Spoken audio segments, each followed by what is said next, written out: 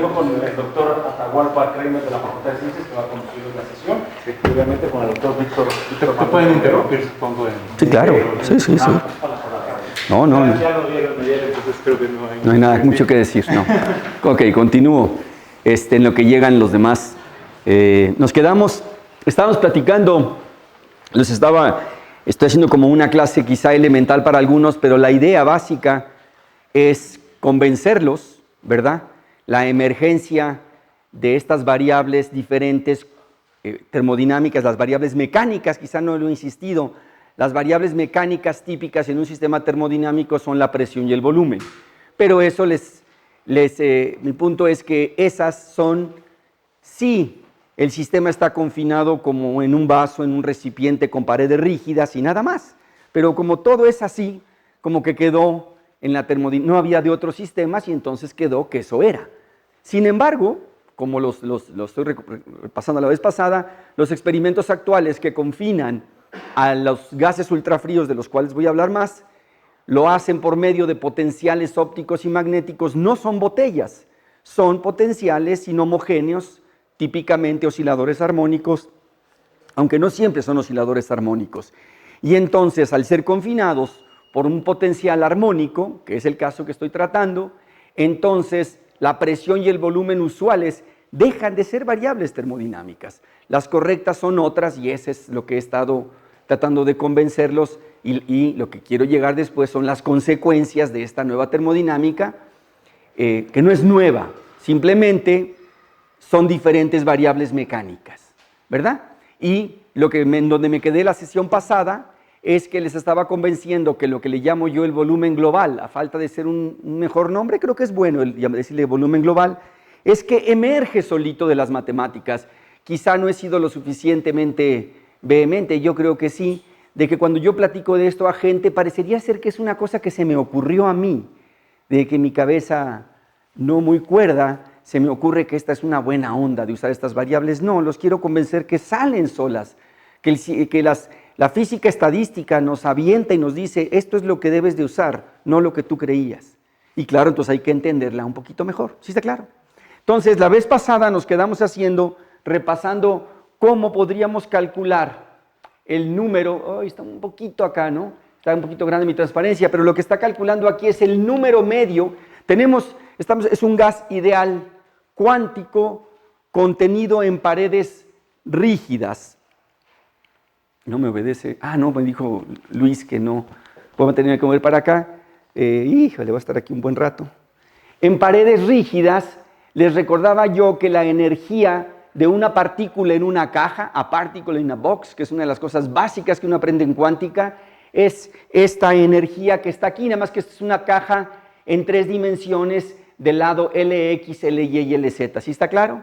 Y por cada lado tengo asociado un número cuántico MX, MY y MZ que corre de 1 a infinito. No toma el valor 0, porque si le pusiera el valor 0 la energía sería 0 y la energía del estado base no puede ser 0 nunca en la mecánica cuántica, tiene que estar arriba del potencial por principio de incertidumbre.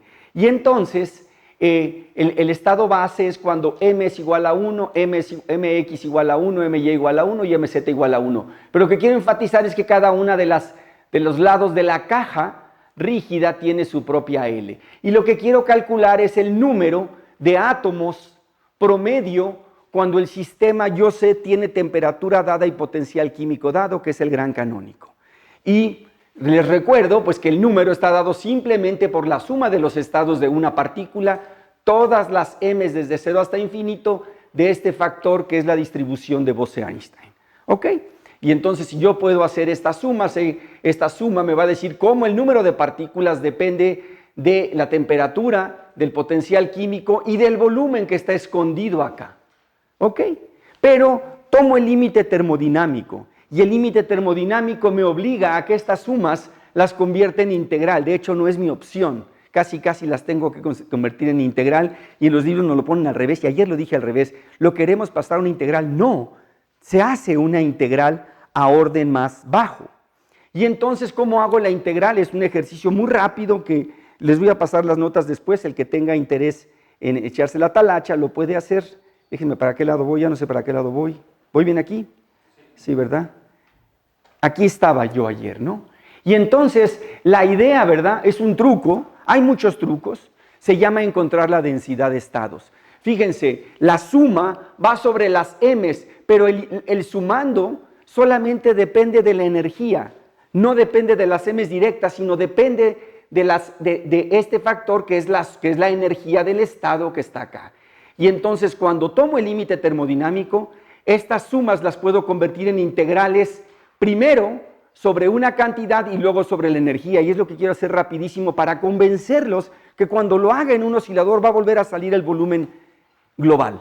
¿Sí está claro? Entonces aquí vamos a ver cómo sale el volumen y el truco está aquí abajo, ¿verdad? Fíjense, quizás es más claro si lo hago aquí porque por eso es bueno, ¿verdad? Yo estoy en desacuerdo, no puedo ser, es que empiezo a hablar como viejito, qué barbaridad. Yo siempre criticaba a mi papá, que en paz descanse, que decía, ¿por qué habla como viejito mi papá? Yo creo que es inevitable empezar a hablar como viejito, pero hacer una clase con puro PowerPoint, yo no sé cómo pueden mis colegas. Para mí tienen que hacerlo aquí, para que ustedes me vean y mientras yo voy hablando me vayan viendo. Pero bueno, me van a criticar mis colegas, se me está grabando, es lo más grave.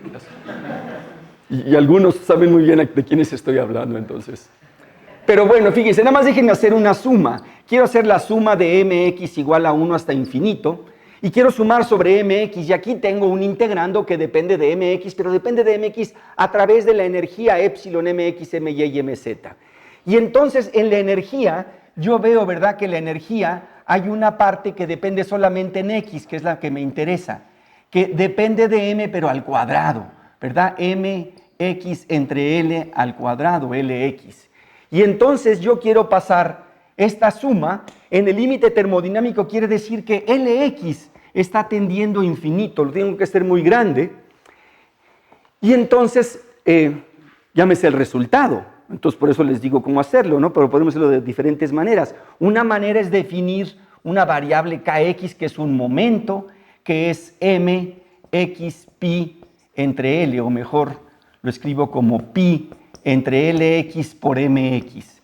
Y entonces yo tengo que, para cada mx, pues me da una kx, ¿sí está claro? Entonces esta cantidad está cuantizada, evidentemente. Sin embargo, el truco es que esta suma, yo diga aquí hay un 1, y entonces ese 1 diga, ese es delta mx, es decir, el brinco en m va de 1 en 1, ¿sí está claro? Su delta m es 1, 2, 3, entonces va subiendo de 1 en 1. Sin embargo, de aquí, si yo derivo en ambos lados, haciendo deltas, me queda que esto es delta mx. ¿Sí está claro? Y entonces despejo delta mx, y delta mx es Lx entre pi por delta kx. Entonces digo, aquí interesante, mientras que esto es igual a 1, que es lo que está aquí, si yo si yo quiero cambiar ahora la suma de m's a k's, es lo que voy a hacer. Quiero cambiar esta suma de m's a k's, ¿sí está claro? De hecho, lo voy a convertir en un integral. ¿Por qué? Porque aquí, en el límite en que Lx tiende a infinito, perdónenme los matemáticos, pero los físicos decimos esto tiende a una diferencial, ¿sí o no? Tiende a 0. Y es lo que hacemos en la computadora. Esto que se llaman sumas de Riemann, los que son expertos, sí es la integral de Riemann, ¿verdad? Entonces es la única que sé hacer. Y cuando hacemos en la computadora siempre hacemos esto. Piensen, ¿existen las diferenciales? ¿De verdad existen? Kronecker fue el que dijo, esas son tonterías, ¿no? Y fastidió al pobre ¿cómo se llama? ¿Cómo se llama el matemático? Al que lo mandó al psicólogo y luego al psiquiátrico.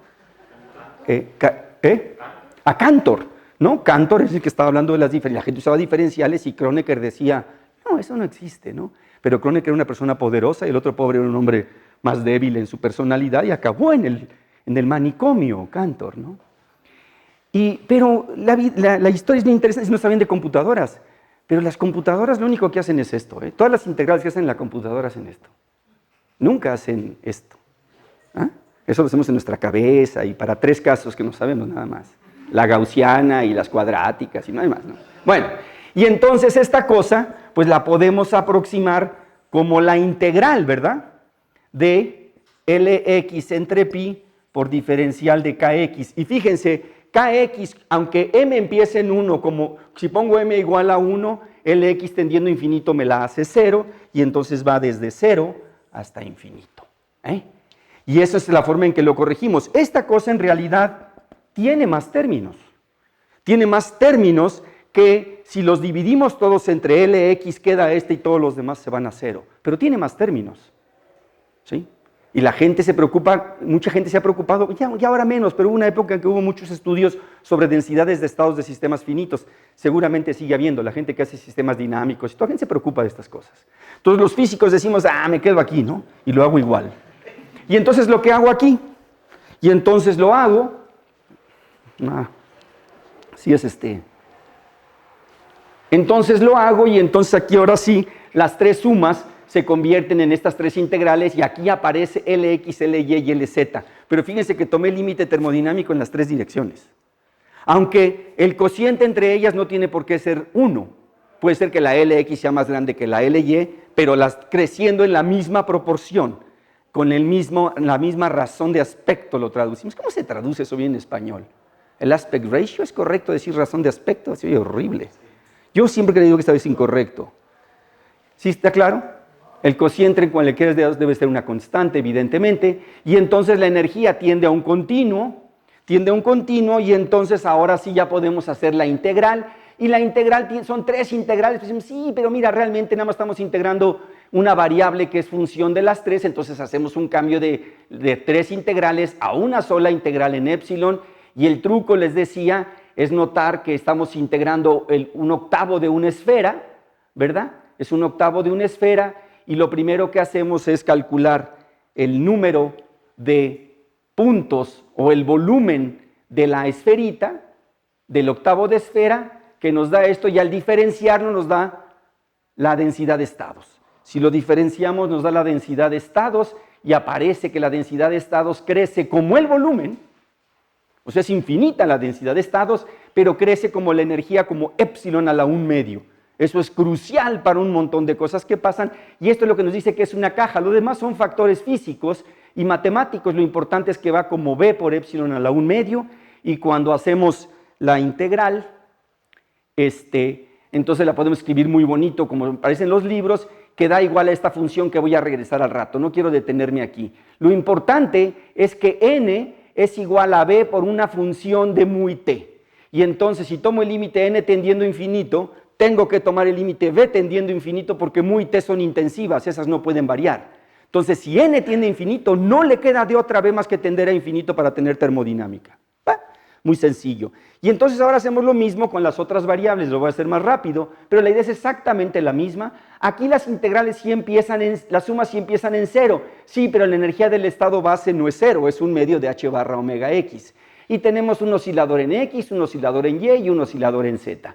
Y de nuevo, en el límite termodinámico en la que ahora, ¿cuál era nuestro límite? El límite termodinámico es n tendiendo a infinito, no le va a quedar de otra más que omega x tender a 0, como vamos a ver. Y hacemos el mismo truco, las tres sumas se convierten en tres sumas de delta mx, y ahora uno tiene que ser hábil y decir, ¿cuál es la variable continua que quisiera? Pues a mí se me ocurrió decir que es h barra omega x mx, h barra omega y my, ¿sí está claro? Y entonces hago el mismo truco. Si saco delta mx, me dice que es 1 entre h barra omega x por delta ex. Ex es la variable continua que quiero hacer ahora. ¿Sí está claro? ¿Sí me están siguiendo? Voy rápido, pero es que es muy sencillo. No me quiero detener demasiado. Nada más quiero hacerles ver que si hago eso, entonces mis tres sumas en el límite termodinámico me quedan como 1 entre h barra al cubo, omega x, omega y omega z. Y emerge de nuevo el volumen global que tanto cacaraqueo.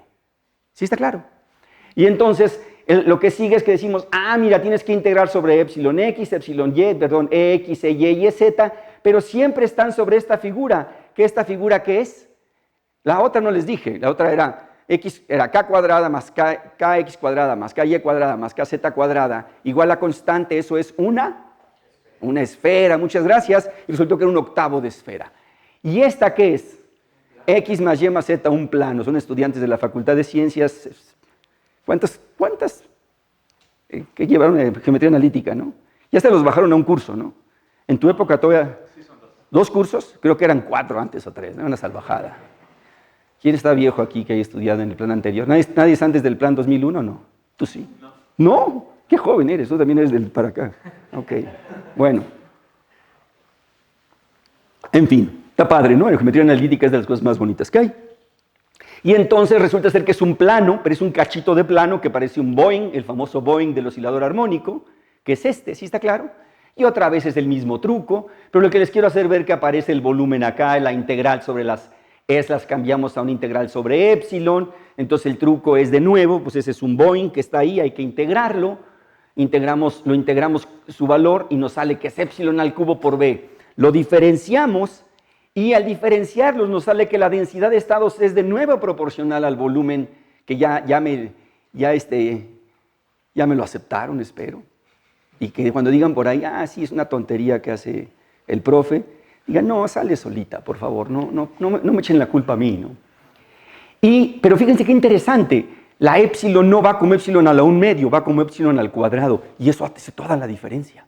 Eso es lo que nos dice que estamos en un oscilador armónico. Dos cosas hacen la diferencia, que el volumen es una variable, o sea, el oscilador armónico se manifiesta como una variable macroscópica termodinámica, que es este volumen, y como una variable microscópica, que es el volumen de la energía de las partículas, pero la densidad de estados crece como épsilon al cuadrado y la otra como épsilon a la 1/2, y eso hace la diferencia. Eso cambia, ahorita vamos a ver que cambia las propiedades críticas que es trasloqueando, ¿verdad? Y entonces, simple y sencillamente, otra vez, el límite termodinámico me dice que si n tiende a infinito, más me vale que b tiende a infinito, porque el lado derecho es una cantidad intensiva que depende solamente del potencial químico y la temperatura. ¿Está claro? Ok, ya me la compraron, ¿va? Y entonces, déjenme hacer termo, ahora sí digo, mira, mi energía libre depende de nt, y me atrevo, depende de esta nueva b, no de la b. Déjenme ver cómo me acomodo, porque estoy medio incómodo aquí, creo que así estoy un poco mejor. No depende de la b, de volumen usual, depende de esta B.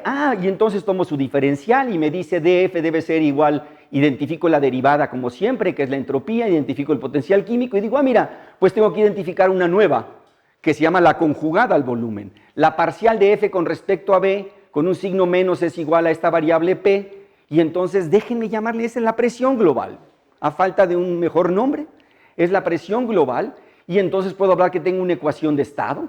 Por cierto, si hacen el gas ideal clásico, les sale que PV es igual a NKT, igualito que el otro, es bien bonito. ¿Sí? La energía no sale 3/2 de PV, sale que alguien me podría adivinar. La energía clásica me sale 3/2 de PV en el caso clásico de la caja, pero si lo pongo en un oscilador armónico, ¿a qué creen que se convierte? Cambia el 3/2, ¿en qué se va a convertir el 3/2? ¿En qué creen que se convertiría? 3. Y si recuerdan, hay una cantidad cuya energía es igual a 3 PV. ¿Se acuerdan cuál es? Debye, muchas gracias, excelente, son osciladores armónicos. ¿Y cuál otra? El gas de fotones, que es como Debye. ¿Sí está claro? Entonces, esto dice, pues no está tan alejado, y realmente medio sabíamos esto, ¿no? Ok, pero también puedo definir la capacidad calorífica a volumen constante global, a presión constante global, y la compresibilidad isotérmica correspondiente, que nos dicen mucho sobre el sistema. Es bien interesante, estas tres cantidades son medibles, ¿sí? Son perfectamente medibles, y no solamente eso, no tengo tiempo de entrar en detalles, pero en un curso de física estadística uno siempre insiste, o al menos yo, y creo que otros también, que la capacidad calorífica está relacionada con las fluctuaciones de la energía del sistema y la compresibilidad isotérmica con las fluctuaciones de la densidad del sistema. Y por eso los fenómenos críticos, cuando las fluctuaciones divergen, CB diverge y kappa T diverge. De ahí viene la conexión tan profunda que hay entre la microscopía y lo macroscópico. Es increíblemente profundo, aunque no lo crean. Por cierto, aquí está el Higgs. Higgs se inspiró en ideas como estas, el señor Higgs, el viejito Higgs, y lo dice en su premio Nobel. Fue cuando, a partir del grupo de renormalización y todas estas ideas que empezaron en los 30s, 40s, pero yo creo que con el grupo de renormalización en los 70s y 80s hubo una unión. Finalmente, los campistas de altas energías, sublimes, maravillosos, bienaventurados, nos aceptaron a los de abajo de pie, porque teníamos contribuciones hacia ellos y se fusionaron bien padre las disciplinas. Estoy haciendo bromas, Yo respeto mucho a mis amigos campistas y hay cosas bien padres. La materia oscura es un problema de momento que nos tiene a todos, aunque no seamos expertos, hay que poner atención, ver qué están haciendo, está padre. Pero la termo siempre da cosas, ¿no? Yo insisto, la física estadística da mucho que entender. Y entonces lo que quiero decir es que estas cantidades, que con este volumen raro, esta está relacionada a las fluctuaciones de la energía y esta a las fluctuaciones de las partículas. Entonces, les guste o no, estas variables salen solitas. ¿Quieren llamarle presión y volumen? No les llamen así, llámenle como quieran. Perks, ¿no? Así se inventó la palabra quark. La palabra quark no existe. Un señor se la inventó, se la dijo, un quark. ¿Qué quiere decir? Pues quién sabe. Quiere decir nada. Quiere decir quark. Y ahora los quarks son los quarks, ¿no? Electrón. Porque pues que es muy vieja esa palabra, es una palabra inventada, todo es inventado. Entonces, sin embargo, lo que quiero ahora mostrarles es que el significado físico de P sí tiene que ver con el equilibrio mecánico, que ese es lo importante. Sí es una variable mecánica en el mismo sentido que P normal y V normal lo son. Entonces, pero antes de eso déjenme hacer un paréntesis, porque ¿qué estamos viendo? Fíjense, el gas es inhomogéneo. El potencial, déjenme regresarme un poquito antes de ver quién es P. Déjenme hacer una reflexión que nos va a ser muy importante más adelante. Debido a que el potencial externo es inhomogéneo, el gas ya es inhomogéneo. ¿Se acuerdan que en una caja el gas es homogéneo? Aquí el gas es inhomogéneo y es obvio. Si tengo un oscilador armónico como potencial, pues va a estar más denso en el centro y menos denso, hasta que ya se disminuyó y uno dice, hay un volumen efectivo por ahí. Pero el gas matemáticamente se extiende tan lejos como queramos, pero es más denso adentro, entonces es inhomogéneo el gas. Es algo que hay termodinámica inhomogénea. Siempre se ha sabido que hay termodinámica inhomogénea cuando tenemos superficies que unen, por ejemplo, a un líquido con un vapor. Ese cambio es una inhomogeneidad, pero muy localizada. Esta no, esta es una inhomogeneidad grandota, suelta por todos lados. Que los libros no hablan de ella, es interesante. Hablarán en un futuro porque hay muchos experimentos de estos. Y entonces, por supuesto que tiene sentido seguir hablando del número de partículas por unidad de volumen. Claro que sí, pero ya no es constante. Ese es el punto. Ya no es una constante y, por supuesto, la integral de la densidad de partículas pues es el número total de átomos. Eso tiene que mantenerse. ¿Sí está claro? Yo siempre puedo definir esto. Y claro, ¿qué tan chico debe ser el volumen en la vida real para decir que es, y lo puedo partir en pedacitos? Pues va a depender un poquito de nosotros, ¿no? Como todo en hidrodinámica, que hidrodinámica es continua, pero no es cierto. Llega un momento en que están los átomos, ¿no? Pues aquí es lo mismo, ¿no? Es una densidad promedio, ¿verdad? Y por supuesto que también tiene sentido hablar de la presión local. Claro que sí, porque la presión es la fuerza por unidad de área que ejerce el fluido sobre cualquier cubito que ustedes pongan. Si ustedes ponen un cubito aquí donde estamos respirando, cada tapa del cubito siente una presión. Ustedes están sintiendo una presión por todo su cuerpo. ¿Qué es cuánto aproximadamente? Me encantan a mí estos cursos. ¿De cuánto es? Y además los fastidio porque se me quedan viendo todos. No me acuerdo. ¿Cómo cuánto? Es una atmósfera, pero ¿cuánto es? ¿Cuánto es en fuerza? ¿Cuánto es la fuerza que nos está apachurrando cada centímetro cuadrado de nuestro cuerpo la atmósfera? Y no la sentimos porque aquí nacimos, aquí vivimos y aquí hacemos todo. Pero cuando nos metemos al mar, ahí los oídos sufren o cuando nos vamos a... Yo nada más subo a la Jusco y se me tapan los oídos. Soy un desastre, ¿no? Yo no serviría para alpinista ni para buceador. Yo no nací ni con alas, ni con escamas, entonces yo no buceo, ni me aviento en paracaídas. No lo hagan, es peligroso. Tengo envidia a la gente que lo hace, entonces, no es cierto. ¿Cuánto? ¿Alguien se acuerda? Es 1 kilogramo por centímetro cuadrado de fuerza. Tenemos 1 kilo de tortillas en cada centímetro cuadrado de nuestro cuerpo, empujándonos, ¿sí? Por eso, vayan a YouTube y vean estos videos fabulosos de estos ociosos, porque alguien lo descubrió accidentalmente, que tiene una pipa. Aquí tenía una pipa de agua gigantesca y le sacan el aire, ¿no? Le hacen vacío. ¡Pum! La atmósfera la colapsa, una pipa. Claro, uno lo ha visto a lo mejor en los experimentos con una latita se los hicieron a lo mejor un profe de prepa con una latita así, pero eso hasta yo le hago así, ¿no? No necesito ser Schwarzenegger para hacer eso, pero una pipa, la atmósfera la destroza. Es una fuerza brutal, lo que pasa es que nosotros adentro también estamos empujando igual para afuera. Entonces el gas está empujando brutalmente en todo punto. El hecho que sea inhomogéneo no desaparece a la presión local, sigue existiendo, excepto que es inhomogénea. Y eso es lo que la hace dejar de ser una variable termodinámica y por eso le llamamos global a la otra, porque realmente, la local sigue siendo la que conocemos.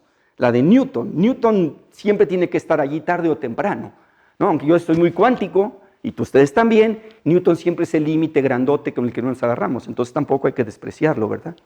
Y entonces, déjenme hacer, esta es mis últimas transparencias, yo creo difíciles, creo que después va a ser más light, pero ni modo, porque ese era el chiste, parte de este curso, hacer proselitismo de este trabajo.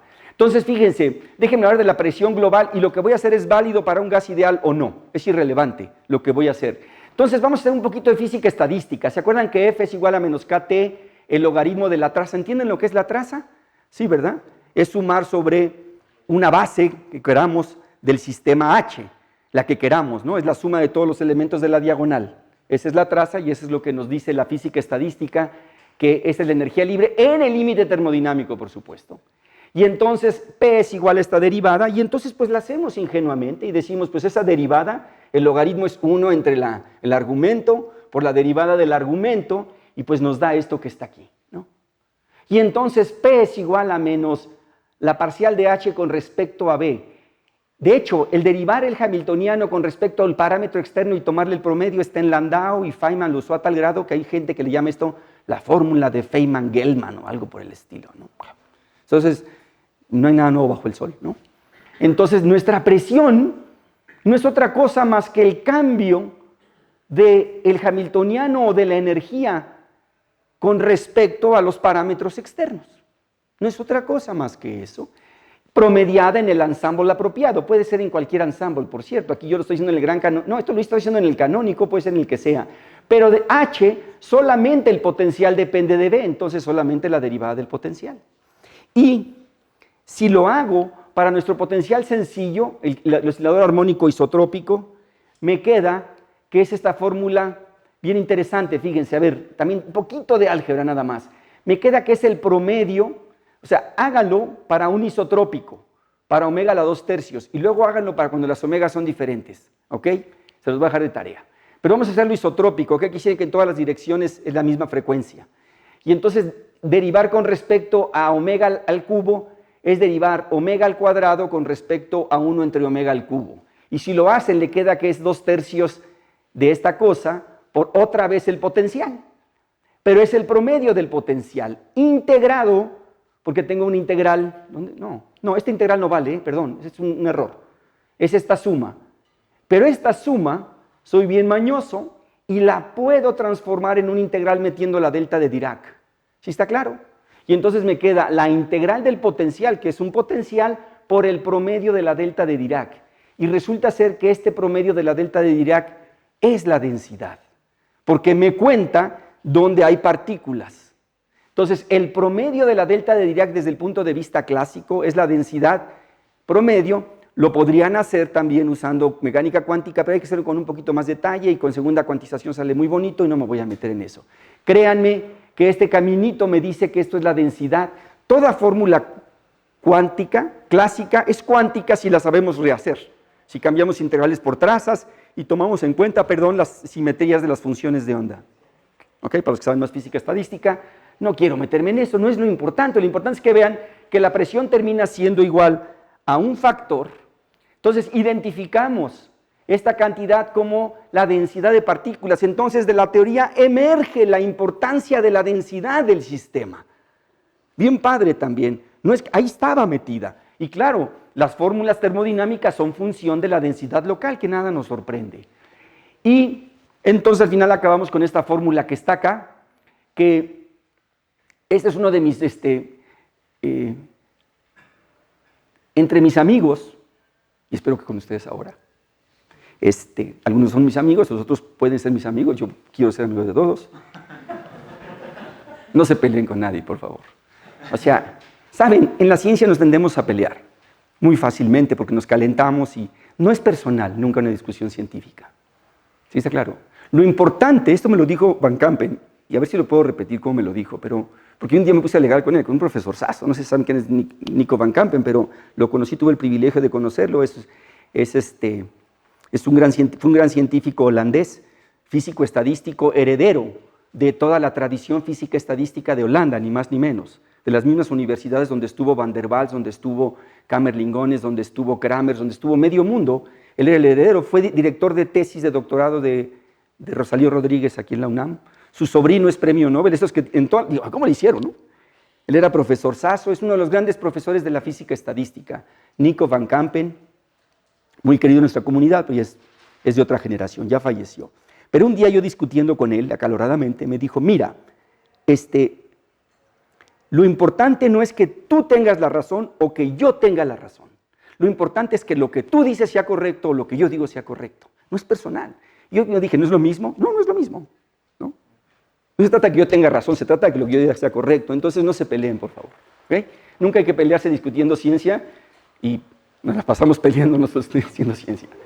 Entonces esta fórmula, me he hecho yo famoso en un circulito por esta fórmula. Porque esta fórmula les voy a mostrar, con esta fórmula de los experimentos la gente no mide, pero extrae el valor de la presión global. ¿Por qué? Porque el potencial, pues es el potencial del que ponen en el sistema, la gente lo sabe qué es, ¿sí está claro? Y la densidad la miden. Lo único que miden en los experimentos más adelante, les voy a decir, son fotos, unas fotos fabulosas, y de las fotos extraen la densidad, lo meten en este formulazo y saben la presión. Y entonces, amigos experimentales, he dicho, es bien fácil, nada más hagan esto. O sea, ustedes ya miden esto, pues hagan esta integral. Y aún así, pues desconfían de uno y dicen, no, a mí no me gusta ese volumen porque no es bueno, no es físico, me dicen, ¿no? Sin embargo, esta última transparencia difícil, este es uno de los resultados que estoy más orgulloso. También déjeme, estoy de presumido el día de hoy. Entonces, estoy súper orgulloso de este trabajo, de este resultado. Porque dije, ¿qué pasaría si tuviera un potencial externo arbitrario, un gas arbitrario externo?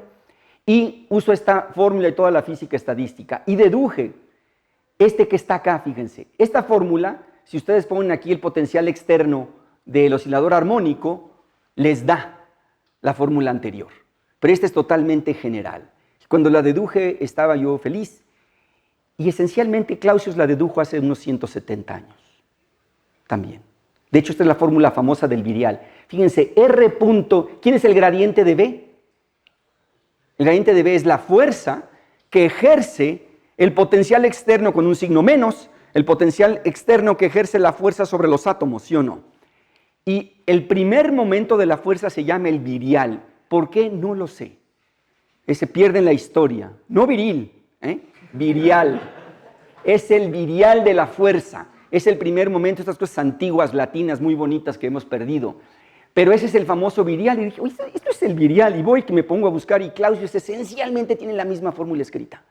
O sea, yo lo leí y dije, wow, me sentí también orgulloso, claro, triste, porque yo pensé que estaba haciendo un gran descubrimiento, pero Clausius lo había hecho, entonces me sentí al menos que estaba cerca de él. Es otra de las personas que admiro. Por cierto, fíjense, siempre que hablan de quién inventó la termo, todo el mundo dice, no, pues que fue fulanito y perenganito y Joule. No, Clausius, es Clausius. Clausius fue el que introdujo la palabra, la energía interna. La entropía no se puede introducir si no conocen la energía interna. Él al mismo tiempo hizo las dos. Siempre decimos, él introdujo la entropía. No es cierto. Introdujo la entropía y la energía interna. Lo que pasa es que como el concepto de energía ya andaba por allí, decimos que ya lo sabían otros cuates. Oye, ¿le dan crédito a alguien que vio la conservación de la energía por el color de la sangre de unos marineros? Así dice la historia, ¿no? No, fue Clausius. Es muy cruel la historia. Clausius fue el que inventó la termo que el día de hoy usamos con la misma notación que usamos el día de hoy. Él fue el que la inventó.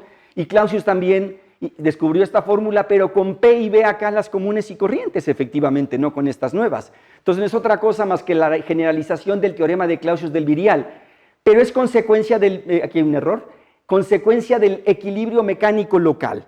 Y entonces vamos a regresarnos a hacer el curso de, ¿cómo se llama? De COF, ¿cómo se llama este? Fenómenos colectivos, o el otro, el que ven más adelante, el de medios materiales, el de medios deformables, nunca me he aprendido ese nombre. Fíjense, a ver, ¿cuál es la ley de Pascal?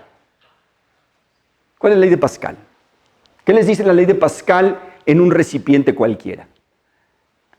Con un gas adentro. ¿Cuál es la ley de Pascal? La presión es constante adentro del fluido. Y entonces si yo hago así despacito aquí puedo levantar un camión. Claro, aquí yo tengo que aventarme como 3 metros para que el camión suba 5 centímetros, pero lo puedo hacer porque la presión es la misma. ¿Sí? Es un súper descubrimiento de Pascal. Pero ustedes son matemáticos de la facultad y de otras escuelas grandiosas como esta. Por cierto, yo no estudié en esta escuela, es uno de mis máximos problemas, que yo no estudié en la facultad. Entonces les tengo envidia. P igual a constante, quiere decir gradiente de P igual a 0, ¿no? La ley de Pascal es esta, es que el gradiente es 0. ¿Sí? El gradiente de la presión, ¿qué es? Los que han llevado medios materiales o fluidos, ¿quiénes vienen de la UAM? ¿Nadie viene de la UAM? ¿Tú vienes de la UAM? Ahí llevan un curso, ¿se sigue llevando? Yo lo llevé, el de elasticidad. Son optativos ahora, pero llevaban elasticidad y había otro que se llamaba fluidos. Hidrodinámica, ya no los llevan, optativos. Bueno, en hidrodinámica, ¿quién es el gradiente de la presión? ¿Qué es el gradiente? De hecho, menos el gradiente de la presión. Es la fuerza termina la frase, por unidad de volumen. O sea, ¿qué es la presión? Decimos, es la fuerza por unidad de área aquí, aquí. No. El gradiente de la presión es la fuerza por unidad de volumen que cualquier centímetro, cualquier elemento cúbico del sistema siente. El resto del fluido le hace una fuerza que es el gradiente de la presión. Resulta que es ese gradiente 0 si es uniforme. Pues por eso no se mueve, porque le empujan igual para acá, que para allá, que para allá, que para todos lados. ¿Sí?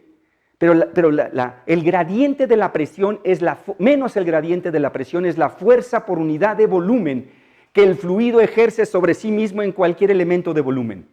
En vez de andar hablando de caritas, de que la fuerza es fuerza por unidad de área, no, es el gradiente de la presión, ¿está claro? Llévense esto de acá. Y entonces, si yo tengo una fuerza externa en el fluido, por unidad de volumen, por ejemplo, de un oscilador, entonces el gradiente de la presión no puede ser constante. El gradiente de la presión, ¿por qué? Porque si el oscilador, el centro del oscilador está ahí y yo estoy acá, pues siento que me quiere jalar hacia allá, ¿no? Entonces más me vale que el fluido me empuje para acá, para que yo esté en equilibrio mecánico. Si no, habría movimiento en el fluido. Equilibrio quiere decir que no hay movimiento, el equilibrio mecánico. No quiere decir que lo que dice es que la fuerza total es 0, pero las fuerzas todas existen. Entonces, la presión me empuja hacia acá, más fuerte hacia acá, si el centro está ahí, que aquí. Aquí me empuja menos el fluido porque tengo menos fuerza del oscilador. Si me paro hasta acá, la presión me tiene que empujar todavía más fuerte para que yo no me mueva. Eso quiere decir que la presión tiene que ser inhomogénea y que el gradiente de la presión tiene que compensar la fuerza del agente externo, ¿sí o no? Esa es la ley de Pascal, que lo que acabo de decir es esta, que menos el gradiente de la presión más menos ρ por el gradiente del volumen externo, del potencial externo, que es la fuerza externa por unidad de volumen, deben de sumar 0.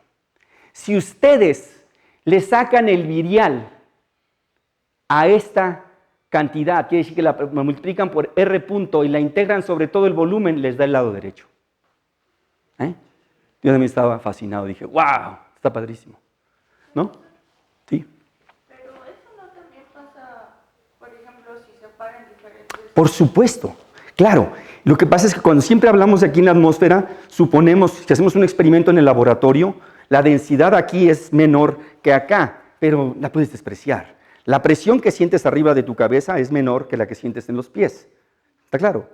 Sí la hay. Y por eso los globos con helio flotan, porque esa pequeña diferencia hace que la fuerza abajo sea más grande que arriba y flota. Y lo mismo en el mar. Arquímedes funciona porque la fuerza es más grande abajo que arriba. Hay un gradiente de presión en Z, claro que sí. Pero estoy suponiendo un sistema homogéneo sin gravedad. Y aquí la fuerza externa no es la gravedad, la fuerza externa es el potencial confinante. ¿Sí está claro? Y entonces si ustedes integran el lado derecho, lo dije mal, si le saco el virial a esta cantidad que está acá y la integro, pues me da esta cantidad. ¿Sí? Y si le saco el virial a esta cantidad, entonces esta cantidad, si le saco el virial, tiene que ser esta por un factor 1/3 que me sale. Si a esta le multiplico por R punto y la integro, también me da PB. Y entonces, ¿quién es PB? Pues PB no es otra cosa más que la integral de la presión de verdad. Entonces sí es la presión, excepto, fíjense, y una cosa bien interesante, PB no tiene unidades de volumen, tiene unidades de 1 entre frecuencia al cubo. La presión no tiene unidades de fuerza por unidad de área, pero el producto tiene unidades de... P por B tiene unidades de presión por volumen, que es unidad de presión por volumen, que es unidad de trabajo, que es unidad de energía. Muchas gracias. Y entonces P por B es energía. Y entonces lo que sí quiere decir es que esta variable, que la existencia de las variables P y B emergen como consecuencia natural del equilibrio mecánico, de la ley de Pascal. Entonces, no hay nada, o sea, ¿sí? Yo estaba orgullosísimo cuando encontré estos resultados, los encontré por mi lado, y luego me di cuenta que Clausius ya se había dado cuenta hace 170 años de esto más o menos, 1860 por ahí, hace ¿qué? Ya no sé, 160 años.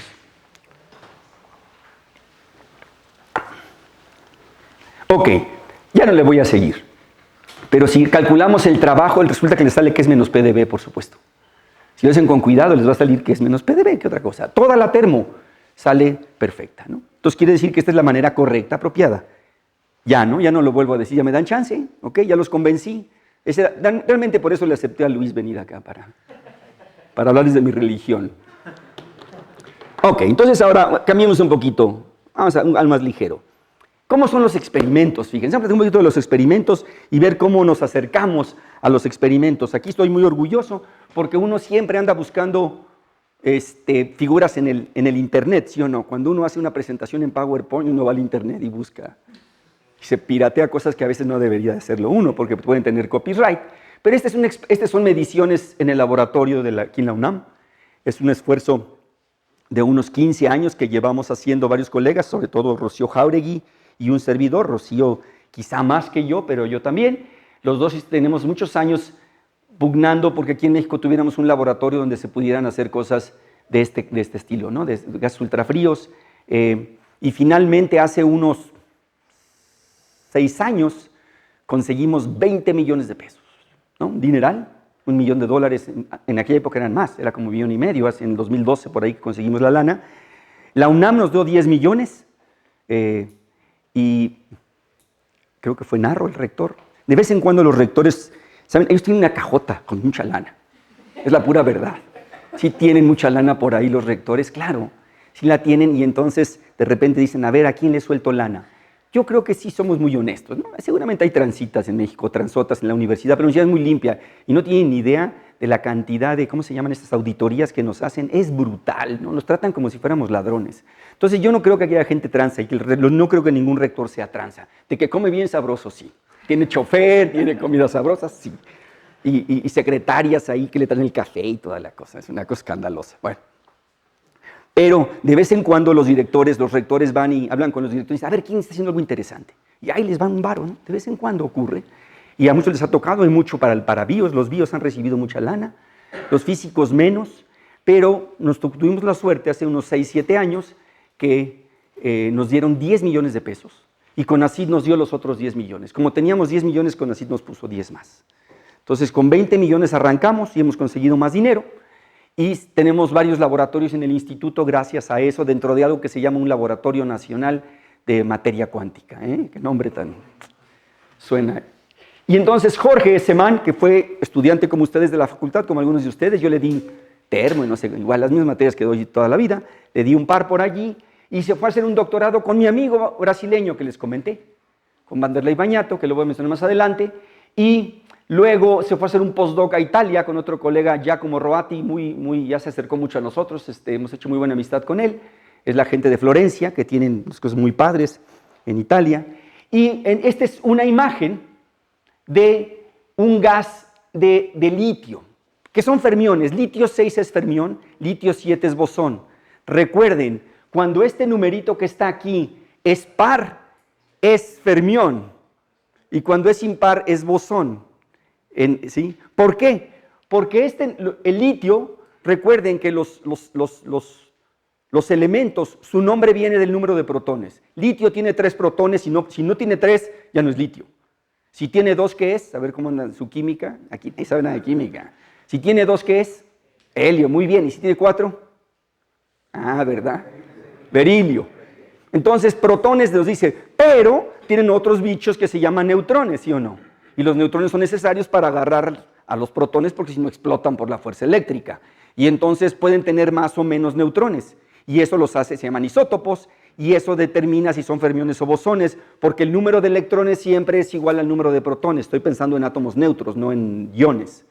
Entonces, el litio es 3, ¿verdad? Entonces tiene 3 protones y 3 neutrones. Este número, 6, quiere decir el número de protones más el número de neutrones más protones. Los electrones se cuentan solitos. Entonces tiene 3 litios, 3 protones, 3 neutrones y 3 electrones. Y cada uno de ellos contribuye con spin, son fermiones con spin, 1 medio. 9 por 1 medio es un número impar, es un fermión. ¿Está claro? El litio 7 es bosón. Sin embargo, resulta ser que los gases de litio fermiones se pueden, si uno les juega, es una cosa fascinante que sería otra, si me vuelves a invitar un día en el futuro. Y aquí hay un estudiante, está sentado ahí atrás, que está haciendo su tesis de doctorado con nosotros, precisamente estudiando estos sistemas. Y los fermiones estos resulta ser que pueden hacer moléculas, y al hacerse moléculas se hacen bosones. ¿Sí? Y entonces este es un gas no de átomos, sí de moléculas a 20 nanokelvin. ¿Y cuál es el experimento? Ahorita les platico qué estamos viendo. El experimento en principio es muy sencillo, ¿no? Ya que lo tienen enfriado a 20 nanokelvins, como quedamos en la sesión anterior, le toman una foto. Está tan encerrado y tan aislado que no se le puede hacer nada. Cualquier cosa que le hagan lo destruyen. No se puede ver porque no emite luz. Es una cosa ahí fantasmal que mide menos de 1 milímetro cúbico. Menos de 1 milímetro cúbico. Tiene tan solo 40,000 moléculas este gas. ¿Y es el límite termodinámico? Ajá, bueno, más o menos. ¿Sí? Y entonces, ¿cómo lo ven? Y aquí entra la tecnología otra vez genial. Le echan luz. Hay varios experimentos, este es el más sencillo. El gas absorbe esa luz, los átomos, ¿sí? Pero ¿qué sucede? Al absorber esa luz desaparece, se va, deshace en el condensado, pero la luz que no absorbió el gas lo captan en un CCD. Y resulta ser que la luz, debido uno puede convencerse que la intensidad de la luz del CCD nos da información tridimensional en esta dirección. Entonces no es una foto en dos dimensiones, es una foto en 2,5 dimensiones. Hay una parte integrada, o sea, nos da información de fondo. Y con habilidad uno puede extraer lo que se llama el perfil de densidad, la ρ(r). ¿Sí está claro? Y entonces los experimentos es tomar fotos, y de estas fotos horrorosas sacan todo, el número de átomos, la temperatura. Entonces la teoría juega un papel crucial, porque lo que dicen es una foto. De hecho, todos los experimentos son así, ¿eh? Todos los experimentos son rayitas en algún lado o trazas en una cosa, y luego llega la teoría y dice, aquí estamos viendo el Higgs y no sé qué. La temperatura la sacan de apagar, ¿no? La temperatura, el truco es que la temperatura lo que hacen es que apagan la trampa, el gas empieza a expandir y le toman una foto. Y si ven las colas tienden a ser siempre gaussianas, si está en equilibrio termodinámico se puede demostrar. Y de la caída gaussiana, es un gas ideal clásico. Y de las colas gaussianas dicen la temperatura, no tienen un termómetro. Entonces todo lo hacen de una foto, de fotos, le sacan fotos. Y claro, si quieren hacer muchos experimentos, tiene que ser un condensado, le sacan fotos y lo destruyeron, otro condensado. Y entonces tienen una máquina, como le dicen ellos, que produce condensados, un condensado cada 15 minutos o cada 5 minutos, no sé, dependen de la habilidad experimental. Están tome y tome fotos y luego ven fotos. Eso es lo que hacen los astrónomos, ¿no? Y los del Higgs y todo el mundo hace eso, ¿no? Entonces no estamos tan mal. No hay termómetros todavía. Y entonces de esta nube uno puede sacar cómo se ve el perfil visto por aquí y el perfil por acá, y con un software uno puede, sobre todo si hay simetría en la nube, uno puede sacar la densidad. No voy a decir más. Pero todos los experimentos son fotos. Entonces es sacar muy buenas fotos. De hecho, están muy orgullosos porque ya implementaron otro sistema de tomar imágenes que es mejor que este, ¿no? Es por contraste de fase. Este se llama por absorción. Este es el más común, que es por absorción, pero hay otros. Entonces hay mucho software atrás, como todo. Estas sí son de mi amigo Bañato en Brasil. Ese es el condensado, esa mancha horrorosa que está ahí. Es el condensado. Cuando uno ve, le dice, ese es el condensado, ok, está padre. Y de allí sacan lo del lado derecho, porque hay información tridimensional. Y entonces, pues yo les dije, pues es bien fácil. Convencí a mi amigo hace algunos años, hace bastante años, y le dije, mira, tienes el potencial, sacas la foto. Bueno, sí, hay que sacar la densidad, que eso es lo más difícil. De hecho, lo más difícil en los experimentos es tener buenas imágenes de densidad. Es lo más difícil que hay. Y, por ejemplo, hay grupos, ¿no? El grupo en Francia, en Estados Unidos, que sacan unas fotos espectaculares, ¿no? Pero no nos hacen caso, entonces ahí tenemos que hacer las nuestras. Que ese es el otro. Una vez que está publicado, ya no le crean, ya está todo sobado, ya está todo, ya quitaron todos los puntos feos, ¿no? Por favor, ¿no? Entonces, si uno quiere hacer cosas, las tiene que hacer uno. Y eso es parte de nuestra labor aquí en México, que estamos todavía, ¿verdad? Ya quizá no andamos en pañales, quizá ya damos nuestros primeros pasitos por ahí, pero todavía estamos muy jóvenes y ahí vamos. Pero entonces, y es tortuoso, es difícil, hay que darse de Sansón con las, como mi papá decía, darse de patadas con Sansón, ¿no? Uno envía los artículos a las mismas revistas que nos las envían ellos, entonces los refieren y dicen, no inventes, esto es una porquería, ¿no? Lo que nos dicen, ¿no? Entonces tenemos que trabajar todavía más duro para convencerlos, es irónico, pero para que uno le hagan caso, uno tiene que ser mejores que ellos. Porque si uno hace lo mismo o menos que ellos, dicen, si yo lo hago, ¿no? Claro, si lo hacen entre ellos, dicen, uy, qué bien, ¿no? Lo hizo fulano. Pero como no somos de su club, tenemos que ser mejores que ellos. Bueno, y entonces, pues el caminito se ve fácil relativamente, que es dado el potencial, saco la densidad. Por cierto, el potencial ellos tienen que medir estas frecuencias en su experimento, pero las miden y las pueden medir con muy alta precisión. Es fabuloso, los cuates pueden medir estas frecuencias sin problemas, sacar excelentes fotos tridimensionales. Entonces el volumen, de aquí sale la presión global, conociendo el potencial, habiendo medido la densidad, la temperatura la sacan de las colas, a la hora que la expanden, hay un truco para calcular, medir la temperatura, y tienen que tener una certeza de repetitividad muy buena, de que cada vez que lo hacen es el mismo condensado. Es parte del error experimental, ¿no? Pero al final terminan con una ecuación de estado, que es lo que nuestros amigos del otro lado de aquí de la carretera, los de química, viven de eso y han vivido toda su vida de hacer ecuaciones de estado. No los desprecien, ¿eh? Son buena gente, los químicos. Yo soy medio químico en el fondo también, un día les platico mi historia. Nadie es perfecto, ¿eh? ¿Tienen un premio Nobel? Nosotros no. No. Si ustedes conocen la ecuación de estado, saben un montón del sistema, ¿verdad? Porque cualquier teoría microscópica tiene que pegarle a la ecuación de estado. Entonces el camino de arriba para abajo, y otros de abajo para arriba, y en un lado nos unimos, y no hay más, ¿no? Entonces, ahora nada más déjenme regresar, se me está yendo el tiempo.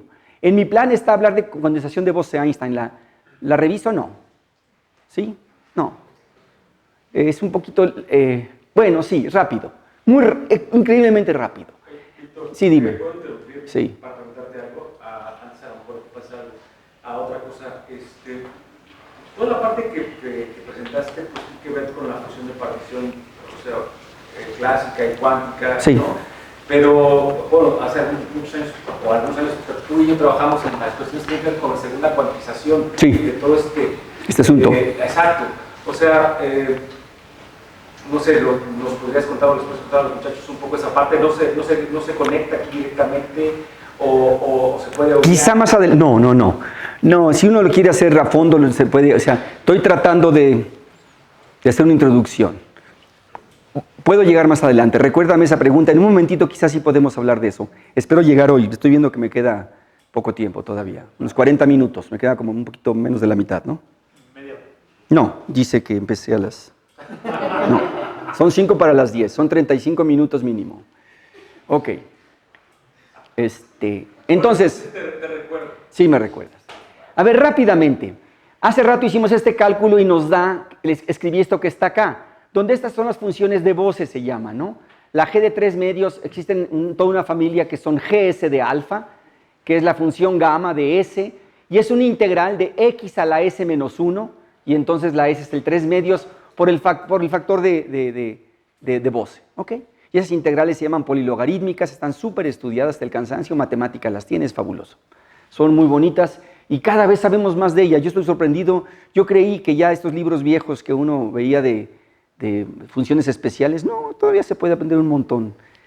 Cada vez me he sorprendido más de estas funciones recientemente, y esta es la longitud de onda de De Broglie.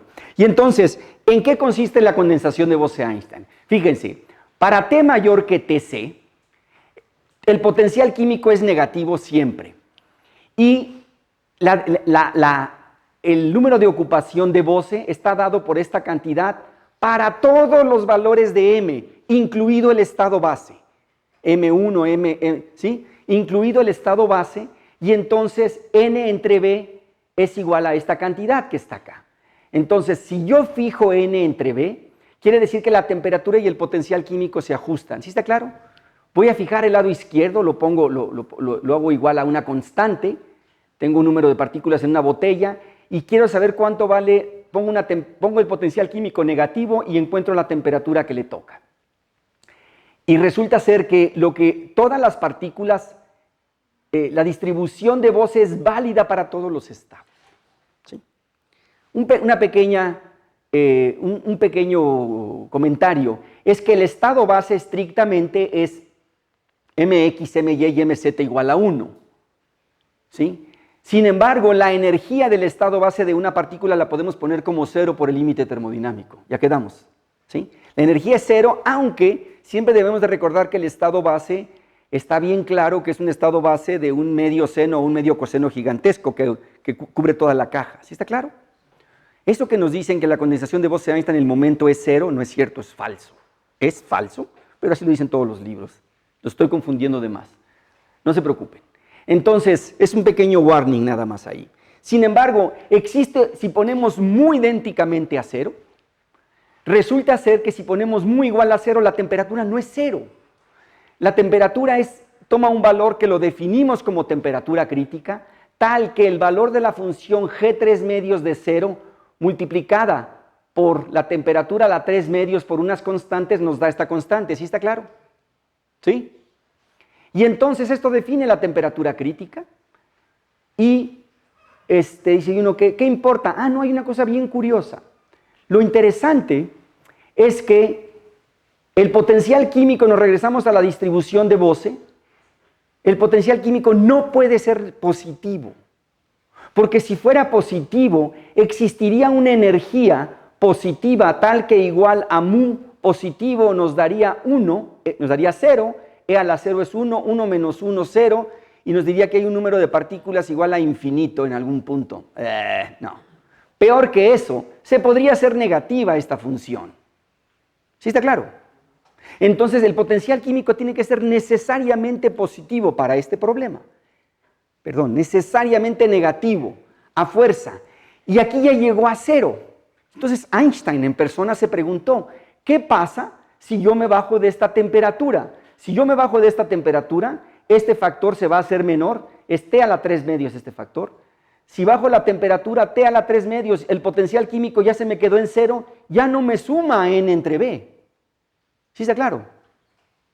Entonces la única manera es que esta cantidad ya no me da la densidad total, me falta algo, y Einstein razonó, y es lo correcto, que las partículas, que esta cantidad, entonces, si me bajo a una temperatura menor que Tc, el potencial químico sigue siendo 0, y entonces el número de partículas promedio que están en estados que no sea el estado base, me lo sigue dando la distribución de Bose. Es para mx, my y mz diferente de 1, y el potencial químico es 0, cuidado. Y entonces, si le pongo m igual a 0, si la energía la pongo igual a 0, pues me vuela. Entonces no es que haya un número de partículas infinito en el estado base, no. Para T menor que Tc, las partículas llenan estos estados hasta darme la temperatura apropiada, ¿sí? Y las que me faltan se me fueron al estado base. ¿Sí está claro? Pero este es en el límite termodinámico. Si no lo hacen en el límite termodinámico no está bien hecho. ¿Sí? Entonces la condensación de Bose consiste en que dada una densidad de partículas fijo, yo tengo una temperatura alta, el potencial químico es negativo. Empiezo a bajar la temperatura y le pego a potencial químico 0. Y en esa temperatura la llamo crítica. Y luego me bajo de la temperatura crítica y entonces un número macroscópico de partículas se van todas al estado base. No todas, eso solamente ocurre en temperatura 0. Pero a temperatura finita, un número de partículas macroscópico se va al estado base. Ustedes dirían, ahí les va algo, se van a sorprender. Este gas que estamos respirando, ¿cuál creen que es el estado más ocupado del gas que estamos respirando? Es el base. Estado por estado, el estado que más partículas tiene es el estado base. Sin embargo, el estado base tiene energía cero para cualquier propósito práctico. Y a la hora que sube la temperatura, hay muchísimos estados. Entonces, a una energía dada hay un montonal de estados, tales que el número de partículas en todos los estados que tienen la misma energía es mayor que el número de partículas que hay en el estado base. ¿Sí me siguieron? O sea, el número de partículas por energía es muchísimo mayor siempre que el estado base, tal que lo podemos despreciar, a pesar que ese estado sea el que más tiene. Sí, pero dada una energía que no es cero, hay muchísimas más a esa energía, porque esa energía tiene un montonal de estados. Crece como epsilon a la 1/2 epsilon al cuadrado. Y entonces la condensación de Bose-Einstein quiere decir que a una temperatura finita, un montonal de átomos dicen, ¿yo qué hago aquí? Me voy al estado base. Y entonces el estado base ya está ocupado macroscópicamente. Y entonces, ¿qué es? El gas es una mezcla cuántica de un montonal de estados de partículas en el estado base y un montonal fuera del estado base. Pero las que están fuera del estado base, nadie le pone atención. Es un gas bien raro, porque es un gas a potencial químico cero. Y un gas a potencial químico cero quiere decir que ustedes le echan partículas, le quitan partículas, no se entera. Entonces eso quiere decir que su presión no depende del volumen, como los fotones. Los fotones, el gas de fotones es un gas a potencial químico cero. Ustedes ponen más o menos fotones y le vale gorro. Entonces, el gas de fotones es bien raro realmente. ¿Saben quién se dio cuenta de eso? Y no le hicieron caso. ¿Quién? ¿Quién descubrió la condensación de Bose-Einstein? No fue Bose, por cierto. Fue Einstein. Bose descubrió la distribución. El que hizo todo fue Einstein. Y Einstein dijo, wow, este gas es bien raro. Y ahí lo dejó. Y cuando yo era estudiante, como ustedes, o más joven que ustedes, algunos de ustedes nos decían, esto es una curiosidad matemática, ¿no? Ni lo estudiamos, bueno, lo veíamos rapidísimo. Pues en 1995 unos cuates dijeron, aquí está experimentalmente, ¿no? Que no es exactamente eso, pero ahí vamos. Entonces, ¿está claro lo que es la condensación de Bose-Einstein? Entonces, no lo voy a hacer, pero es lo mismo con el gas en un oscilador armónico, excepto que el factor que aparece aquí es t al cubo y en el otro el factor era t a la 3/2. Y entonces podemos hacer un dibujito que nos dice que si hacemos el cociente del número de partículas en el estado base entre el número de partículas total, nos dice que a temperatura mayor que una temperatura característica, este cociente es cero. O sea, N0 no es cero, pero en el límite termodinámico N0 entre N es cero. Y cuando le pegamos esta temperatura, aún en el límite termodinámico, una fracción, quiere decir que 1/3 se pueden haber ido al estado base. De hecho, en temperatura cero, todas se fueron al estado base. Pero fíjense que si estamos en una caja, la diferencia de N0 entre N es t a la 3/2. En cambio, en un oscilador armónico es t al cubo. Entonces, ¿no debería ser obvio que la termodinámica es diferente?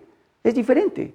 Tiene diferentes potencias y sabemos muy bien que las potencias pueden determinar los comportamientos. ¿Sí está claro? Y entonces, esta es la historia de la condensación de Bose-Einstein, rapidísimo. Aquí está medio escrito algunas cosas que siempre la gente dice, yo no quiero insistir, pero más bien quiero insistir en la termo. ¿Sí está claro? ¿Sí quedó claro más o menos qué es la condensación de Bose-Einstein? Es la ocupación macroscópica del estado base de una partícula a una temperatura que no es cero. Una temperatura finita, arriba de la cual la podemos considerar cero, abajo de esa no es cero. ¿Sí?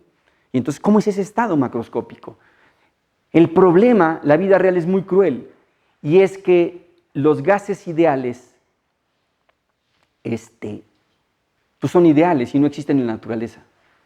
Los gases reales tienen interacciones atómicas y los gases reales no tienen condensación de Bose-Einstein. Tienen algo que se llama superfluidez, que de hecho es algo más fascinante que la condensación de Bose-Einstein. Entonces, realmente lo que observaron la gente en el Premio Nobel del 95 no fue la condensación de Bose-Einstein, fue una transición a un superfluido. Pero si hubieran dicho eso, no les dan el Nobel. Y no nos hubiéramos emocionado tanto, ¿no? Todo lo que lleve a Einstein, le dan el Nobel, así que abusados. Busquen algo que haya hecho Einstein por allí y se los van a dar. Entonces, voy a hacer un brinco. Los gases reales que les estoy hablando en el laboratorio no son gases ideales de Bose, pero esto era importante para ver algo en una transición cuántica y vamos a regresar a ella. Los gases reales son superfluidos. Fíjense, si ustedes hacen rotar un fluido en un vaso y lo hacen rotar, lo ponen a rotar, no así en la mano, pero sí lo ponen en la mano, pueden tomar una botella cerrada para que no les salpique y lo ponen a rotar así. ¿Cuál es la superficie? ¿Cómo se hace la superficie? ¿No se queda plana? No, se hace cóncava, ¿no? Y la pueden calcular, es un ejercicio de fluidos y tiene una forma parabólica, si mal no recuerdo, ¿sí? Que tiene que ver con la gravedad. ¿Por qué? Porque la gravedad se quiere salir, pero la gravedad lo está jalando y el equilibrio hace, las de afuera van más rápido que las de adentro, y entonces es una superficie así. Un superfluido a orden cero, podemos decir que es un fluido que no tiene viscosidad. Y entonces, qué curioso, si yo pongo a rotar a un fluido normal por viscosidad, ¿por qué hizo esa forma? Ah, porque el fluido está agarrado por viscosidad y entonces el de aquí va jalando al otro, ¿sí? Se van jalando entre ellos por viscosidad, se va jalando y al rato todo el fluido rota como un cuerpo sólido esencialmente. ¿Sí está claro? Y los huracanes y todas estas cosas, ¿no? Es crucial la viscosidad. Para que los aviones vuelen es crucial la viscosidad. Sin viscosidad no podemos hacer nada de lo que hacemos. El agua no mojaría, ¿no? O sea, sería terrible. Los aviones no volarían, los barcos nos meteríamos al agua y nos iríamos al fondo, ¿no?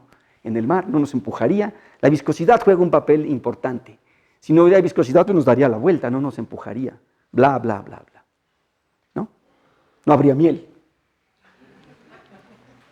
Un superfluido a orden cero no tiene viscosidad, entonces si ustedes lo ponen a rotar, no hace eso, no se jala, entonces el fluido no termina rotando todo consigo mismo.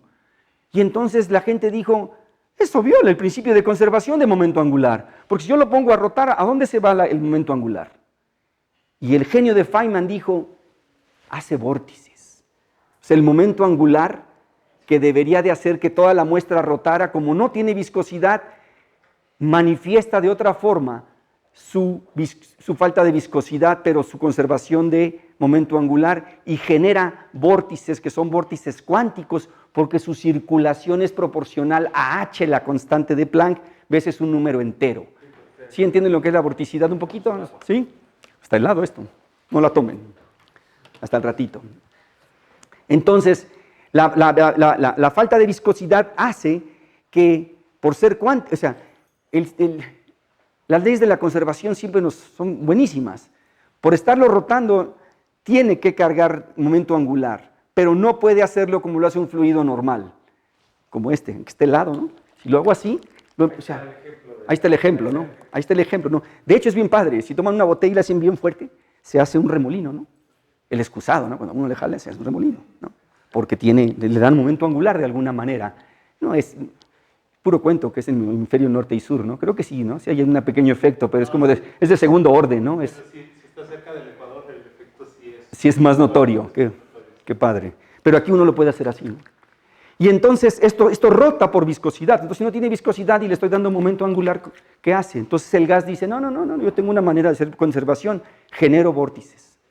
Y oh sorpresa, aquí están los vórtices cuánticos, no voy a entrar en ellos, este es todo otro tema que me va a desviar, pero lo importante es que los ponen a rotar y fíjense que los vórtices están en una red. ¿Cómo se llama esa red? ¿Alguien sabe? Se llama la red de Abrikosov, ruso por supuesto. Y Abrikosov hizo esta predicción, se le enseñó a Landau y Landau le dijo, esto es una porquería, ¿no? Dijo, ¿qué es esto? ¿No? Y Abrikosov, como respetaba a Landau, dijo, perdón, me equivoqué.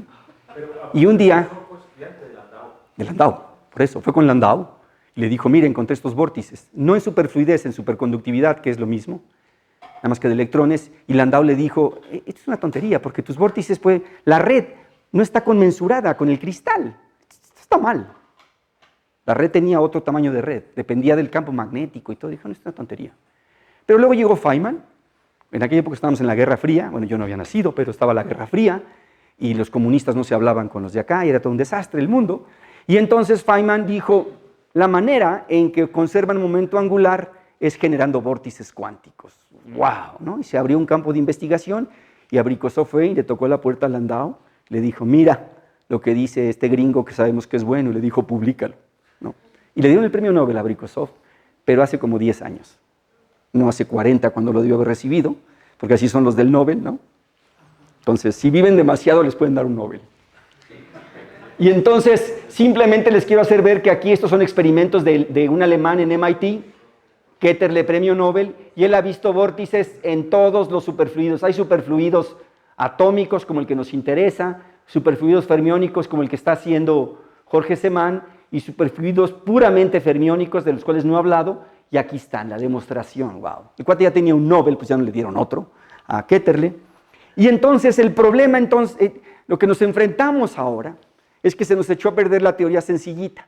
Tenemos que complicar la teoría, pero eso es lo fascinante. Y el asunto está que tenemos que tomar en cuenta que los átomos interactúan, los átomos chocan entre ellos. Y por chocar, pues ya no son ideales. Y por chocar ya no son condensados de Bose-Einstein, son superfluidos. Y entonces mucha gente al principio dijo, pero un superfluido tiene que ser un condensado de Bose-Einstein. Y oh sorpresa, Landau, ahorita lo vamos a revisar rápidamente, a un señor London que dicen que además lo odiaba de manera personal, nunca he entendido por qué, pero lo odiaba Landau académicamente, no sé, a lo mejor personalmente también. Pero le dio mucho gusto porque London había hecho toda una teoría de la condensación de Bose-Einstein y que era lo mismo que la superfluidez, y llegó Landau y dijo, es imposible que haya superfluidez en un gas ideal. Fíjense cosa más irónica, un gas ideal que los átomos no chocan, no tiene superfluidez. Para tener superfluidez tienen que chocar. Para no tener viscosidad tienen que chocar. Parece absurdo, entonces en 10 minutos les voy a hablar de eso. ¿Ok? Pero primero, rápidamente les quiero platicar de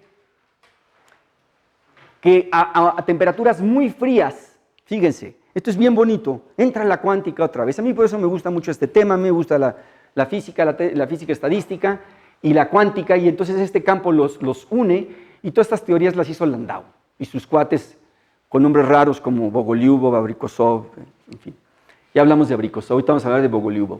Y entonces, fíjense, recuerden que si los átomos siempre son cuánticos, pero si nos vamos a temperaturas muy bajas, podemos mostrar que en promedio, o sea, la longitud de onda de de Broglie, ¿está claro lo que es? La longitud de onda de Broglie es inversamente proporcional a la temperatura. La longitud de onda de Broglie nos dice el tamaño cuántico del átomo. Si la temperatura es muy baja, la longitud de onda de Broglie es muy grande. ¿Sí está claro? Es inversamente proporcional a, creo que la tengo acá. Ahí está la longitud de onda de Broglie. Si bajo la temperatura, la longitud de onda es grande. Y cuando la longitud de onda que me dice cuál es el tamaño, entre comillas, cuántico de los átomos, estoy mal, ¿verdad? De los átomos, cuando esa es muy parecida a la separación entre los átomos, tenemos un lío, porque ya no podemos considerar los átomos como pelotitas. Entonces tenemos que decir son cuánticos, son ondas, son átomos chocando, y si ustedes han llevado cuántica un poquito avanzada, las colisiones entre los átomos realmente se estudia estudiando ondas. ¿Sí está claro? ¿Alguien ha llevado ya cuántica un poquito más avanzada? ¿No han visto eso? No. Ok, entonces por eso lo voy a platicar nada más. Y entonces, tenemos que considerar la naturaleza ondulatoria de los átomos, no nos queda de otra, y aquí es cuando entra la segunda cuantización, no nos queda de otra, hacer física estadística cuántica en segunda cuantización. ¿Y qué sucede? Pero sucede una maravilla, que eso la descubrió Fermi. Fíjense, Fermi, cuando andaba haciendo sus experimentos para la bomba atómica, Fermi se dio cuenta que el potencial de interacción entre los átomos típicamente es una cosa bien complicada, ¿no? Es una cosa que es no, esto no es un plumón. Es un potencial que tiene una forma así, ¿no? Típicamente. ¿Sí o no? El potencial de interacción como función de R, de hecho algunos saben el Lennard-Jones, ¿no? Tiene una parte repulsiva que si se acercan mucho rebotan, pero tiene una parte atractiva y una cola atractiva le llamamos a toda esta parte, que si se acercan mucho y otro átomo se lleva el estado, se lleva la energía, se pueden ligar. Entonces podemos hacer moléculas y por eso, y esa es la diferencia que hay en líquidos y gases y todo, ¿no? Esta parte, ¿no? Van der Waals se dio cuenta de esa parte crucial. Entonces es un monstruo el potencial, mínimo tiene 2 parámetros y es una función rara. Sin embargo, cuando los átomos chocan, si está muy diluido, lo único que nos importa son los choques. Y cuando hay choques hay una cantidad que se enseña poco en las escuelas de física y yo estoy, porque cambiemos que le hagamos unos cambios serios al programa de estudios y metamos colisiones muy rápido y hablar de colisiones muy rápido en la carrera. ¿Saben lo que es la sección eficaz? Sí, la sección eficaz, cuando dos cosas chocan, tiene que ver con el área que presenta para ver cómo va a ser el choque. Si yo sé la sección eficaz, puedo decir que si yo le aviento algo y eso es sección eficaz, puedo decir más o menos hacia dónde va a salir. ¿Sí está claro? Entonces, ¿sí? Si yo tengo dos pelotas que van a chocar, la sección eficaz es el doble del tamaño, ¿verdad? Porque cuando chocan, pueden chocar así o pueden chocar así, pero pueden chocar hasta acá. Y entonces, la sección eficaz es como el área efectiva. Por eso cuando uno va caminando en la calle, uno mide la sección efectiva de las personas, ¿no? Entonces uno va haciendo, de veras, nuestro cerebro es súper hábil para ver la sección eficaz y no darse un golpe. Y cuando uno va manejando, es increíble nuestro cerebro, como uno, claro, de vez en cuando uno le da un golpecito a otro, pero uno va midiendo la sección eficaz. Y entonces la sección eficaz es una cantidad crucial para entender los choques. Y la sección eficaz se puede relacionar con una cantidad que se llama la longitud de dispersión, que es esa A que está ahí. No voy a entrar porque muchos no han visto colisiones, pero lo único que quiero decir en este momento es más complicado, pero créanme que la sección eficaz hay una longitud asociada a la colisión. O sea, la sección eficaz va como el cuadrado de una longitud básica, que se llama el corrimiento de fase, para los que saben un poquito de colisiones entre ondas. Pero hay una cantidad A que depende del potencial, y esa cantidad A tiene que ver con la sección eficaz de los choques entre los átomos. Entonces, Fermi lo que encontró es que si están a temperaturas muy bajas, los choques son a temperaturas bajas, las longitudes de onda cuántica son enormes y entonces ya no notan la forma efectiva del potencial, porque este es de unos cuantos angstroms y la longitud de onda puede ser cientos o miles de angstroms. Entonces no nota los detalles, ¿sí? Y entonces lo ve como una delta de Dirac. Pero la delta de Dirac que ve, y como están chocando, la delta de Dirac, su magnitud va como constantes universales y la masa del átomo y una cantidad A. Entonces esta cantidad A depende del potencial, o sea, todo el potencial se cambia por una variable.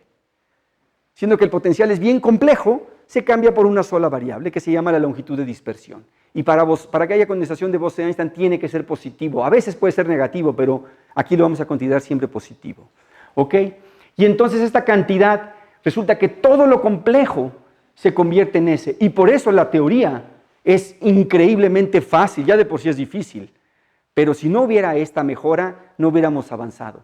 Fermi hizo todos sus experimentos con este truco, todos sus cálculos teóricos. Era un genio Fermi, es uno de los más grandes físicos que hizo física teórica y experimental de primera clase. Él hizo un reactor nuclear en una cancha de squash, sin miedo, nunca habían hecho una. Y con un público más grande que ustedes, todos estaban allí viendo como mensos, ¿no? Les falla eso, y hubiera sido una cosa.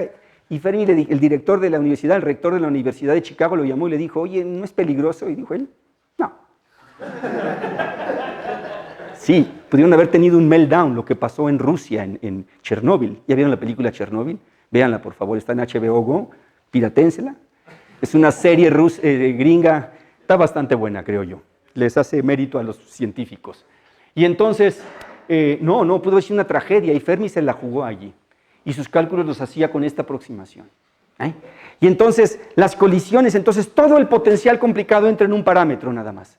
Y eso simplifica las cosas. El potencial es una delta de Dirac y la magnitud de la delta es A y A depende de UDR, por supuesto. Y entonces, fíjense, aquí se los iba a explicar, pero como sabía que no, lo dejé en blanco. Y entonces, rápidamente, ¿qué es la superfluidez? Según yo tengo 10 minutos. Ok. Y me robaron como 2 o 3. ¿Qué es la superfluidez? Es bien complicado de entender, pero Feynman primero se dijo, ¿qué es la viscosidad? ¿Qué es la viscosidad? La viscosidad es una cosa bien curiosa, ¿verdad? Porque macroscópicamente decimos, pues es una fuerza que frena. Sí, pero es atómico todo es cuántico, no tiene que ser cuántico, pero tiene que ver con que hay algo más profundo allá adentro. Entonces, a ver, si ustedes meten algo en un vaso, ven que se frena, pero ¿a dónde se va la energía de lo que se frenó? Irán en calor. ¿Pero cómo se va en calor? Se va en calor generando, por ejemplo, podríamos imaginarnos que se va generando ondas, ¿no? Sí, va entrando y va perturbando, y va generando ondas, y estas ondas, claro, el recipiente está cerrado, ¿no? Y entonces estas ondas van y eso hacen que al rato pues, los átomos choquen y al rato se termaliza y los átomos tienen más energía y la temperatura subió y decimos, ah, se fue en calor. Sí, pero el calor se fue porque hubo excitaciones elementales, qué nombre tan elegante. Les llamamos fonones, ¿no? Hubo ondas. Algo se excitó en el fluido. O sea, la energía que llevaba el cuerpo se la pasó al fluido excitando, excitaciones, valga la redundancia, en el fluido. Eso es la viscosidad. Entonces, si algo pudiera pasar por un fluido sin excitar nada, pues no lo detendría y sería un superfluido. Eso es lo que razonó Landau. Se llama el criterio de Landau. O sea, está agarrado con pinzas, ¿eh? No crean que es una cosa muy profunda. Es esto que le estoy platicando con 2, 3 talachitas más, pero no es mucho más. Y entonces lo que él dijo es que si nosotros pasáramos un superfluido por un capilar, porque los experimentos se hacen en capilares, por un tubito muy delgado, un superfluido muy despacito a una velocidad v, si no hubiera viscosidad pasaría como un cuerpo rígido, ¿sí o no? Todo el fluido se iría moviendo como cuerpo rígido. Pero su choque con las paredes hace que se creen excitaciones y por lo tanto se tendría que alentar, ¿sí o no? Generando ondas. ¿Quién se las puede generar? Pues si se está moviendo como cuerpo rígido, solamente su interacción con las paredes del tubo. Y entonces Landau dijo, si baja su energía, quiere decir que creó excitaciones adentro, fonones o quién sabe qué, magnones, lo que ustedes quieran. Algo hizo adentro que hizo que le bajara su energía. Y eso le llamamos viscosidad. Esa es la explicación microscópica más o menos de la viscosidad. Y entonces él encontró que la energía que cambiaría el superfluido al moverse, no les voy a hacer la deducción, créanme el resultado, es igual a la energía, imagínense que nada más creó una excitación. Entonces, ¿cuál es el cambio mínimo que podía tener? El cambio mínimo él encontró que es igual a la energía de la excitación que creó, más P.B, donde P es el momento de la excitación, todas las excitaciones tienen energía y momento, multiplicado por la velocidad v del fluido que se va moviendo. Esto se llama el criterio de Landau. Y dijo, para que haya viscosidad, esto tiene que ser negativo. O sea, tampoco puede ser positivo, ¿no? O es cero o es negativo. O sea, no puede subir la energía por estarse moviendo. Eso viola la conservación de la energía. Entonces dijo, para que haya viscosidad, crea una excitación y el cambio de la energía es negativa para que haya viscosidad, porque si no, no se alenta. Y entonces esa es igual a la energía de la excitación más esta cantidad. Esta la podemos considerar siempre positiva. Quiere decir que esta tiene que ser negativa y ganarle a esta, ¿sí o no? Y entonces, ¿cuál es el caso más favorable? Pues cuando P.B van lineales. Y entonces, si la energía de la excitación es menor o igual al momento de la excitación por la velocidad del fluido, entonces hay viscosidad. Si no, no hay viscosidad. Y aquí va el famoso criterio de Landau, y aquí Landau se moría de la risa del otro pobre señor, porque decía que el gas de Bose era un superfluido. Pero si ustedes toman el gas de Bose sus excitaciones son los átomos moviéndose, y su energía es P cuadrada entre 2m, que es la línea azul, que es una parábola. En cambio, P por B, para una V arbitraria, la que ustedes quieran, P por B es una línea recta. ¿Sí está claro? Entonces, siempre hay valores de P menores que siempre, o sea, este es el criterio para que no haya, para que haya viscosidad. Entonces, en este cachito, P por B siempre es mayor que EP. Eso quiere decir que siempre puedo excitar excitaciones en un gas ideal y por lo tanto el gas ideal es viscoso, no puede tener superfluidez. En cambio, si el espectro fuera lineal y yo me muevo con una pendiente menor, pues sí hay superfluidez porque no lo puedo excitar.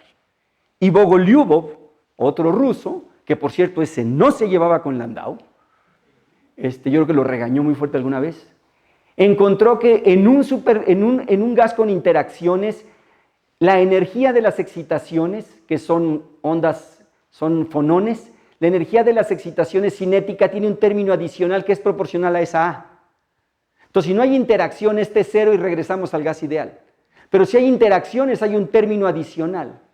Y entonces, si P es muy chiquita, este término le gana a este y entonces la energía va lineal para P's chiquitas.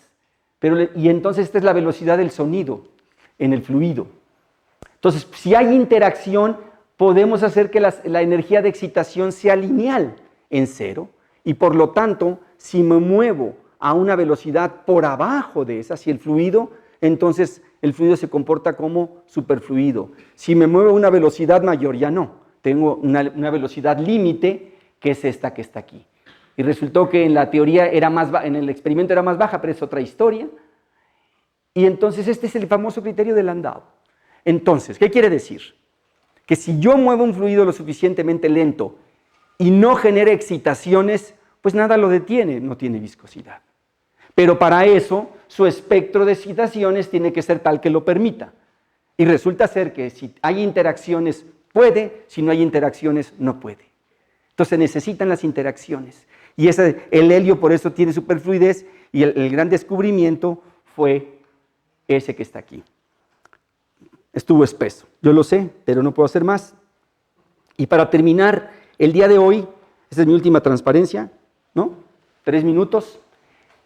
Aquí es donde más entraría la segunda cuantización, Luis. Y también es una transparencia difícil, espero me la crean. A mí esto me lo enseñaron, se llama prueba por intimidación, ¿no? Es cuando el profe dice, esto es un teorema. Y todo el mundo ya. Por eso ustedes dicen, con un matemático no se puede discutir. No se puede, ¿no? Uno puede discutir con gente razonable, pero con un matemático no. Porque un matemático le dice a uno, ya después de que uno se desgajó todo, tiene la cara fría y le dice a uno, es un teorema. Ya, lo fregó a uno, no hay nada que discutir. Entonces, nunca discutan con un matemático, porque les va a salir que es un teorema. 1 más 0 no es 4. ¿Sí o no? Es un teorema. Entonces no hay nada que discutir. Pero bueno, hay muchos chistes malos de matemáticos. Déjenme decirles qué sucede, cómo sería la ecuación de estado de un gas ideal. Por cierto, fíjense, siempre nos han enseñado que la ecuación de estado es P como función de B y T, ¿no? Pero para toda la física estadística, realmente la buena ecuación, sobre todo en estos campos, la buena ecuación de estado es mu, el potencial químico como función de la temperatura y la densidad del gas. Siempre es mejor si estamos en el gran canónico y estamos pensando de esa manera. Y es perfectamente equivalente por la relación de Gibbs-Duhem. Saber P como función de Vt es lo mismo que saber mu como función de N y T. Así que, pero es un detalle. Entonces, voy a hablar de la ecuación de estado en términos del potencial químico. En la siguiente sesión vamos a regresar a hablar del potencial químico.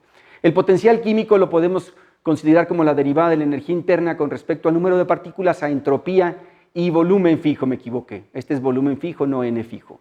¿Qué quiere decir? Es el costo de energía por meter o sacar partículas del gas, ¿no? Eso es lo que es el potencial químico. Es el que nos controla el flujo muchas veces de materia. Así como el calor se controla a través de la temperatura, el potencial químico controla el flujo de materia. Eso es el potencial químico y hay que pensarle mucho porque no está en nuestros días, no lo vemos tan sencillo. Sin embargo, Bogolyubov encontró que si los gases interactuaban muy débilmente, o sea que el potencial al que les puse, su longitud de dispersión era muy pequeña, encontró usando termodinámica común y corriente, pero usando segunda cuantización, que quiere decir que tenemos que usar operadores de creación y aniquilación, ¿sí está claro? Irnos al ensemble gran canónico donde el número de partículas no está fijo. Y resulta ser que aquí es donde nos unimos con los campistas de altas energías, porque ellos están fascinados con los operadores de creación y aniquilación.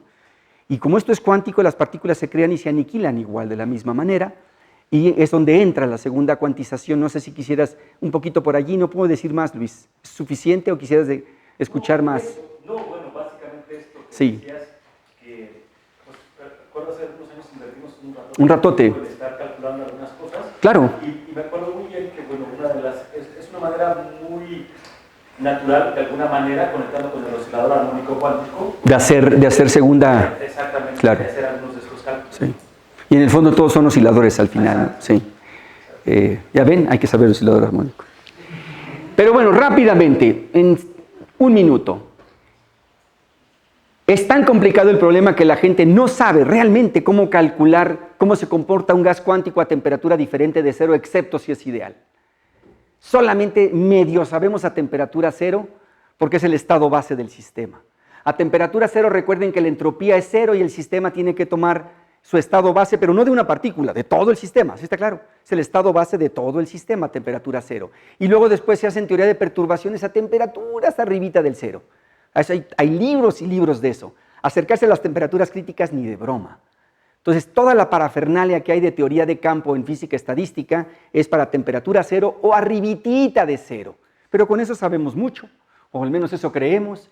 Y entonces a temperatura cero la entropía es cero, quiere decir que la energía solamente depende de N y B. Pero como la energía es una función extensiva, se puede escribir como N veces una función de N entre B. Y entonces en teoría de perturbaciones, él encontró que el término más bajo era 1/2 por 4 pi h barra cuadrada, este término que está aquí, creo que este 2 me sobra, este 2 no va aquí, el 1/2 va acá. Era 4 pi h barra cuadrado A entre M, una disculpa, este 2 no va. Pero vuelve a aparecer ese factor que era el potencial, ¿se acuerdan? ¿No? Y aparece como una teoría del virial en potencias de la densidad, ¿no? Entonces la energía, el término, luego sigue un término n entre b al cubo, n entre b a la quinta, pero el más bajo es este. Y si ponen A igual a 0, la energía es 0. La de un gas de bosones, la energía del estado base es 0, a temperatura 0. Entonces él encontró en un trabajo súper precioso, delicadísimo, en los 40s. Es increíble, estoy dando física de hace 60 años y no nos critican, pero ni modo, no tenemos otra. Siguen estudiando a Newton, que lo hizo en los 1600, así que tampoco es para que me... O a Legendre y todos esos de los 700. Bueno, el caso está que esta energía se puede calcular más bajo.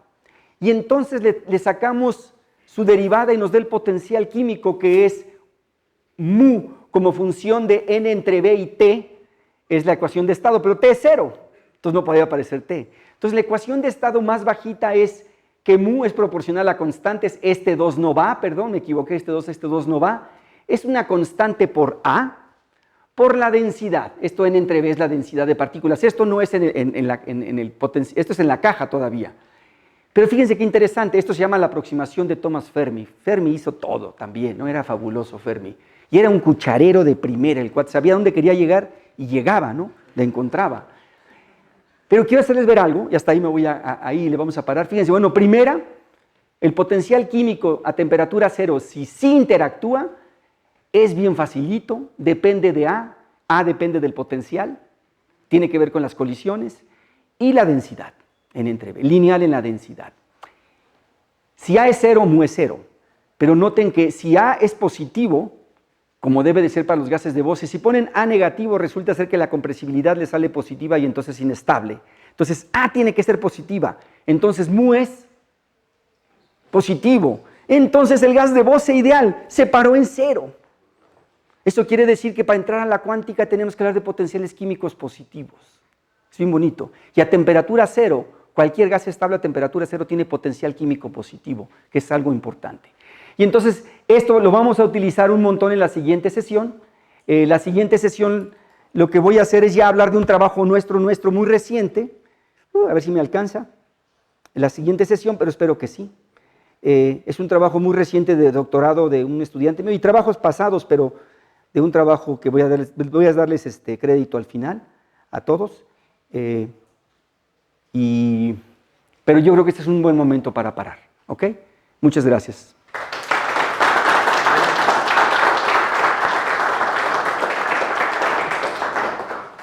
Hay un par de preguntas. Una pregunta, dice Luis. Primero veo si los alumnos tienen preguntas. Sí, ¿alguien tiene preguntas? No se intimiden, por favor. La una. Aquí hay una pregunta. Bueno, ¿no se supone que la transición de fase a superfluido se da cuando el potencial químico es 0? No, eso es algo bien interesante. No sabemos. Yo tengo un estudio. Yo creí que se hacía exactamente muy igual a 0. Y no. Y de hecho tengo un artículo ahí que nunca me lo publicaron y qué bueno, porque está en los archives, donde yo elaboraba mucho alrededor del potencial químico 0 y luego estudios posteriores me convencieron que no, que la transición de fase se da a potencial químico negativo todavía, el de superfluidez, pero adentro cambia a potencial químico positivo en algún momento. Entonces quiere decir que hay una línea por ahí donde el potencial químico es 0 adentro del superfluido que especulamos, si la continúas da lugar al supersólido, porque hay una fase que se llama supersólida que la gente está muy entusiasmada y que no entiende. Entonces yo digo que el supersólido es cuando el sólido tiene potencial químico positivo, pero eso está dentro de toda la parte superfluida. No te estoy contestando bien tu pregunta, la respuesta es no, no es en mu igual a 0. Yo tengo la sospecha fuerte de que el potencial químico sigue siendo negativo cuando se hace superfluido, pero adentro de la fase superfluida ya se hace positivo. Y definitivamente, de ahí a 0, a temperatura 0, sí es positivo el potencial químico. ¿Tienes una pregunta? La última, para que no digan. Víctor, sé que ya te he preguntado antes, pero no sé si allá sepas un poco más sobre los rotones en un superfluido. ¿Cómo? Porque hablabas de excitaciones elementales, claro, y mencionaste los fonones. Pero un rotón juega un papel en la transición de fase de la superfluidez. Por supuesto, por supuesto. ¿Cómo podrías explicarme sobre los rotones? A ver, la gente, no ratones, rotones. Rápidamente, en una respuesta de 1 minuto y ahí le dejamos, porque no se sabe bastante todavía. Pero yo les dije que para que hubiera superfluidez, la energía de excitación del superfluido tenía que salir lineal, ¿verdad? Para que haya superfluidez, porque si se mueve a temperatura muy baja, entonces una temperatura por aquí, entonces esto siempre le va a ganar, la excitación siempre le va a ganar a PB, y entonces no puede disipar. Y entonces creían que esto era el límite, que si esta es una velocidad, esto es P por B crítica, creían que si yo me movía por abajo de BC, iba a ser siempre superfluido. Yo, sorpresa, en los experimentos encontraron que no. Encontraron que se rompía la superfluidez antes. Y Landau, con su genio, dijo, y con datos experimentales dijo, es que esta cosa hace así. Y entonces hay un límite acá, antes de llegar a la pendiente. Y entonces, que tenga esto aquí, esto se llaman, como esto que está aquí tiene forma de oscilador, y no sabían cómo, Landau se le ocurrió el nombre de llamarle rotones. Rotones son excitaciones alrededor de este mínimo en el fluido. O sea, el fluido no solamente, estos son ondas de sonido. ¿Sí? Recuerden que la onda de sonido, la energía va como P por B. ¿Sí? La velocidad del sonido. Entonces estas son ondas de sonido y hay otras excitaciones que se llaman rotones. Y por supuesto los rotones son cruciales para romper la superfluidez. Pero esos ocurren en helio. En estos gases ultrafríos hay un debate si hay rotones o no. Hay gente que dice que sí. ¿Y qué son? La gente no sabe hasta el día de hoy. De hecho, no hay un solo estudio teórico que prediga esto. Feynman creyó tenerlo y sí, cuchareando encontró una cosa que sí así, pero jamás, por más que le muevan a los parámetros, le pegan al experimento. Entonces, si ustedes quieren otro Nobel, ya tienen uno, tienen otro aquí. Si pudieran explicar la rama de cómo aparece esto por choques entre los átomos, no se sabe el día de hoy. Experimentalmente se sabe, son excitaciones en el fluido y dicen que son cosas medias con vórtices, entonces por eso se ponen rotones. Algo rota por allí, pero tiene que ver con los vórtices que platicamos hace rato, ¿no? Está espeso. Estas son preguntas de hace 60 años que no se han resuelto. Nada más una pregunta rápida. Sí, nada más una chiquita. Sí. Tú comentaste que estaría bien padre que pudiéramos cambiar y ver las secciones transversales, las secciones eficaces de choque. Ajá. No tenemos que cambiar, nada más hacer que las cosas se den. En el curso de física estadística viene, teoría científica, y No llegamos nunca. Sí. No da chance un semestre. a ver, yo lo sé, pero probablemente si se pudiera en algún momento llegar o sacarlo, aunque fuera una semana. A mecánica analítica debería de estar. No, por eso. Mecánica Pero para analítica, sí. entender al nivel de átomos, Ajá. de hecho, a la hora que tú calculas el término de choques en la ecuación de Boltzmann, creo que el cálculo es muy educativo. Por supuesto. Entonces, bueno, sería ver si cuando alguien da física estadística, diera un día aparte y dijera, vamos a ver esto porque para que entiendan perfectamente, yo creo que en la ecuación de Boltzmann, calcular la sección y el ángulo, sobre todo, ayudaría Un montón. Yo hacía eso en mis cursos de física estadística de hace casi 30 años, pero los estudiantes me odiaban, porque lo hacía en la última semana y así como ya párale, ¿no? O sea, no, pero es que están muy estresados, o sea, siempre te queda en la última semana. Yo digo que colisiones se debe ver a fuerza en física clásica, en mecánica analítica, en cuántica y en física estadística. Porque todo el mundo está lleno de colisiones atómicas. Otra vez, el problema es que yo no sé por qué hay ese trauma de la teoría cinética tan bonita que es. Ahí está la profesora, gracias. Gracias.